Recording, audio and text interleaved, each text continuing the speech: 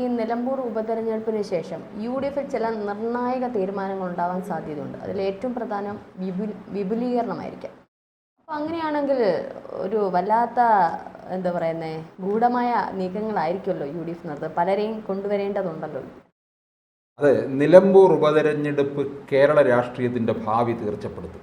മുമ്പ് പല വീഡിയോകളിലും പറഞ്ഞിട്ടുള്ളതുപോലെ ഈ 2021 രണ്ടാം പിണറായി സർക്കാരിൻ്റെ ഭരണകാലത്ത് നടന്ന ഉപതെരഞ്ഞെടുപ്പുകളിൽ നിന്ന് വ്യത്യസ്തമാണ് നിലമ്പൂര്.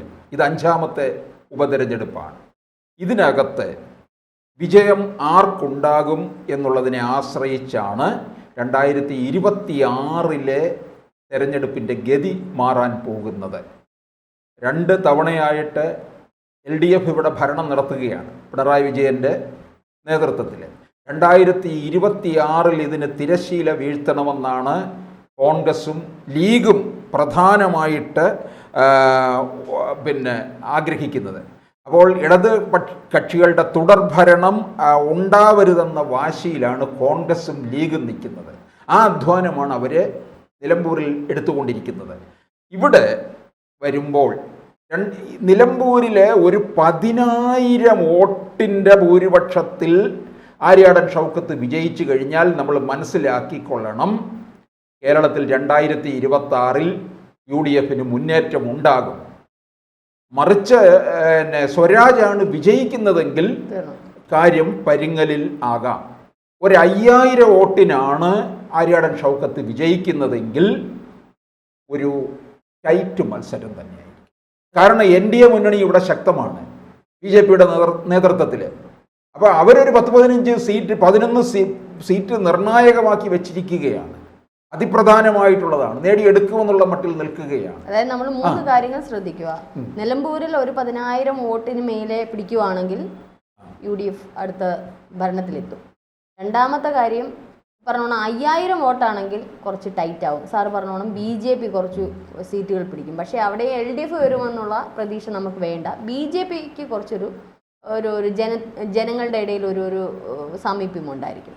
പിന്നെ മൂന്നാമത് സാറ് പറഞ്ഞത് ഇത്തരത്തിലുള്ള സ്വരാജ് ആണ് ഇനി കയറുന്നതെങ്കിൽ മൊത്തത്തിൽ തകിടം മറിയാൻ, അതായത് ഇനി UDF പ്രതീക്ഷിക്കേ വേണ്ട എന്നുള്ളത്. അതായത് ഇതിനകത്ത് UDF വരികയാണെന്നുണ്ടെങ്കിൽ, അതായത് ആര്യാടൻ ഷൗക്കത്ത് വിജയിക്കുകയാണെന്നുണ്ടെങ്കിൽ UDF എന്ന മുന്നണി വിപുലീകരിക്കും എന്നുള്ളത് ഉറപ്പാണ്. ഇപ്പോൾ UDF-ലെ കക്ഷികളെന്ന് പറയുന്നത് കോൺഗ്രസ്, അടുത്ത പ്രധാന ഘടകകക്ഷി എന്ന് പറയുന്നത് മുസ്ലിം ലീഗ്, പിന്നെ കേരള കോൺഗ്രസ് ജോസഫ് വിഭാഗം, കേരള കോൺഗ്രസ് ജേക്കബ്, RSPക്ക് ഒരു MP ആണ് പ്രധാനമായിട്ടുള്ളത്, അത് NK പ്രേമചന്ദ്രൻ. പിന്നെ CMPക്ക് ആരുമില്ല. ഫോർവേഡ് ബ്ലോക്കിനും ആരുമില്ല. നാഷണലിസ്റ്റ് കോൺഗ്രസ്, പിന്നെ കേരള നാഷണലിസ്റ്റ് കോൺഗ്രസ് കേരള, അതായത് മാണി C കാപ്പൻ. ഇത്രയും പേരാണ് UDF-ലെ കക്ഷികൾ. ഇനി ഇത് വിപുലീകരിക്കുമ്പോൾ പ്രധാനമായിട്ട് അവർ നോട്ടമിടുന്നത്, അപ്പുറത്ത് ചില ഒറ്റയാൾ പട്ടാളങ്ങളൊക്കെ നിപ്പുണ്ട്. ജനാധിപത്യ കേരള കോൺഗ്രസ്, ഈ ആന്റണി രാജു ഗണേഷ് കുമാർ ഉണ്ട്. ഗണേഷ് അങ്ങനെ ഇപ്പോൾ തൽക്കാലം ചാടി വരുമെന്ന് തോന്നുന്നില്ല. ഗണേഷിനെ സംബന്ധിച്ചിടത്തോളം അധികാരം ഇല്ലെങ്കിലും തലയ്ക്ക് ഭ്രാന്തൊന്നും പിടിക്കത്തൊന്നുമില്ല. ഗണേഷ് കുമാർ MLA ആയിരിക്കും, അത് മാറ്റമില്ലാത്ത കാര്യമാണ്. അത് പത്തനാപുരം തീരെഴുതി കൊടുത്തിരിക്കുകയാണ് ഗണേഷിന്. പിന്നെ പ്രധാനമെന്ന് പറയുന്നത് ഈ ജോസ് കെ മാണിയാണ്. 2021 UDF-ൽ നിന്ന് LDF-ലേക്ക് പോയ ജോസ് കെ മാണി നയിക്കുന്ന കേരള കോൺഗ്രസ് ആണ്. അത് ഇങ്ങോട്ടേക്ക് വരും. കാരണം ജോസ് കെ മാണിക്ക് അധികാരം വേണം. 2026 UDF-ന് സാധ്യതയാണെങ്കിൽ ജോസ് കെ മാണി പതുക്കെ ഇങ്ങോട്ടേക്ക് ചാടും. അത് ഈ വിജയത്തെ ആശ്രയിച്ചിരിക്കും. അത് കഴിയുമ്പോൾ തൊട്ടു പിന്നാലെ പഞ്ചായത്ത് തിരഞ്ഞെടുപ്പും വരുന്നുണ്ട്. ആ പഞ്ചായത്ത് തിരഞ്ഞെടുപ്പിൽ ഏകദേശം ഒരു ചിത്രമൊക്കെ കിട്ടും. അപ്പോൾ അതിൽ കാര്യങ്ങൾ വ്യക്തമാകും. അപ്പോൾ പതുക്കെ ചാടും. കാരണം ജോസ് കെ മാണി ഒരു കൊടിവെച്ച കാറിൽ സഞ്ചരിച്ചിട്ട് കാലം എത്രയായെന്നറിയാമോ? പക്ഷെ അവിടെ വരുമ്പോഴും ഇപ്പോൾ കോൺഗ്രസ് ഇപ്പോൾ അൻവറിൻ്റെ കാര്യത്തിൽ തന്നെ എടുത്ത ഒരു തീരുമാനമുണ്ട്. കാരണം അൻവറിനെ വലിയ അൻവർ ഞങ്ങൾ പറയുന്നത് കേൾക്കുവാണെങ്കിൽ അൻവർ ഞങ്ങളോടൊപ്പം സഹകരിക്കുക, അല്ലാതെ ഒരു ഘടകകക്ഷിയാക്കണം അത്തരത്തിലുള്ള കാര്യങ്ങളിലൊന്നും കോൺഗ്രസ് നിന്നില്ല. കാരണം കോൺഗ്രസ് ഇപ്പം നോക്കിയും കണ്ടുമൊക്കെയാണ് കളിക്കുന്നത്. അങ്ങനെയെങ്കിൽ ഇപ്പോൾ ജോസ് കെ മാണിയുടെ കാര്യത്തിൽ വരുമ്പോൾ ആർക്കൊക്കെ എന്തൊക്കെ കൊടുക്കണം എന്നുള്ള കോൺഗ്രസിന് നേതൃത്വ നിലയിൽ ഒരു ഇതുണ്ട്. ഈ ഘടകകക്ഷികളെ കൂട്ടുമ്പോൾ ഇപ്പം LDFന് അൻവറിൻ്റെ കാര്യത്തിൽ പറ്റിയ ഒരു തപ്പുണ്ട്. അൻവർ ചതിച്ച ഒരു തപ്പുണ്ട്, ചതിച്ചു എന്ന് അവർ പറയുന്ന ഒരു തപ്പുണ്ട്. അതുപോലെ ഈ ഘടകകക്ഷികളെ അധികമായിട്ട് മുന്നണികൾ സ്വീകരിക്കുമ്പോൾ ഉണ്ടാവുന്ന ചില പ്രശ്നങ്ങൾ അവരിപ്പോൾ കണ്ടുകൊണ്ടിരിക്കുക. അപ്പോൾ സൂക്ഷ്യം കണ്ടുമല്ല അവർ ശ്രമിക്കത്തുള്ളൂ അധികാരം കൊടുക്കുമ്പോൾ. കാരണം ഈ പറഞ്ഞോണം കുറേ നാളായി കൊടി പിടിച്ച കാറിൽ ഇതിനകത്തും അഴിമതികളൊക്കെ നടത്താനും സാധ്യതയുണ്ട്. എന്നാൽ പിന്നെ 5 വർഷം കൊണ്ട് മാക്സിമം വാരാ എന്ന് ഉദ്ദേശിക്കുന്നവർ ഇതിനകത്തുണ്ട്. അപ്പോൾ അതുകൊണ്ട് നോക്കിയും കണ്ടുമല്ല ഉള്ളൂ. ഘടകകക്ഷികൾക്ക് ഇങ്ങോട്ടേക്ക് കൊണ്ടുവരുമ്പോൾ അതിൻ്റേതായ രീതിയിലുള്ള നീക്കുപോക്കൊക്കെ നടത്തും. ജോസ് കെ മാണി വിഭാഗത്തെ ഇപ്പുറത്തേക്ക് കൊണ്ടുവരുമ്പോൾ വളരെ നിർണായകമായിട്ടുള്ള ചില നീക്കങ്ങൾ നടത്തിയേ പറ്റുള്ളൂ. കാരണം ജോസ് കെ മാണി വിഭാഗത്തിൻ്റെ, അതായത് UDF ഘടകകക്ഷിയിൽ നിൽക്കുന്ന നാഷണലിസ്റ്റ് കോൺഗ്രസ് കേരള, മാണി സി കാപ്പൻ ഇപ്പോൾ പാലയിൽ നിന്നാണ് ജയിച്ചിരിക്കുന്നത്. അപ്പോൾ പിന്നെ ജോസ് കെ മാണിയെ തോൽപ്പിച്ച് മാണി സി കാപ്പൻ അവിടെ തന്നെ മത്സരിക്കത്തുള്ളൂ. അപ്പോൾ ജോസ് കെ മാണിക്ക് സീറ്റ് കൊടുക്കണം. ജോസ് കെ മാണിക്ക് തിരുവമ്പാടി സീറ്റ് കൊടുക്കാൻ ലീഗ് തയ്യാറാണ്.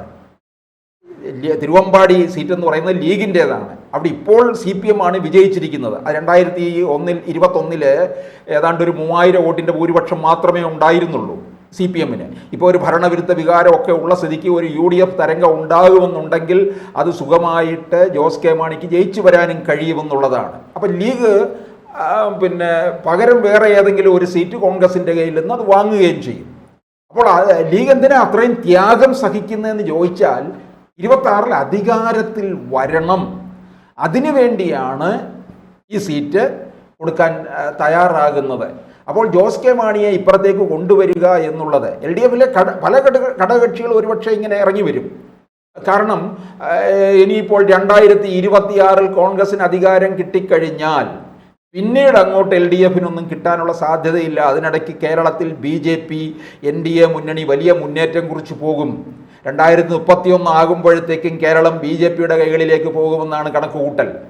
അപ്പോൾ കിട്ടുന്ന ഈ ഒരു അവസരത്തിൽ അടുത്ത തവണ അധികാരമുണ്ടെങ്കിൽ അങ്ങോട്ടേക്ക് പോകും. എപ്പോഴും അങ്ങനെയാണ്. കേരള കോൺഗ്രസിനെ സംബന്ധിച്ചിടത്തോളം ഇപ്പുറത്തേക്ക് ജോസ് കെ മാണി വരണമെന്നുണ്ടെങ്കിൽ നിരവധി കാര്യങ്ങളിൽ ചർച്ച നടത്തണം.